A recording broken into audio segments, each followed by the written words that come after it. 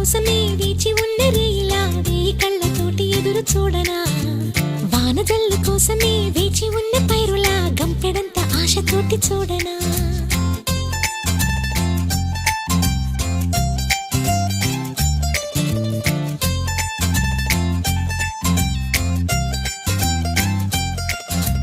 జోల పాట కోసం ఉయ్యాలలోన చంటి పాపలాగా కోడి కూత కోసం తెల్లారు జాము పల్లెటూరిలాగా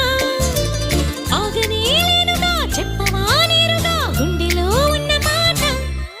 ఏ ఒకటి రెండు మూడు అంటూ అరే ఒక్కో క్షణాన్ని నేను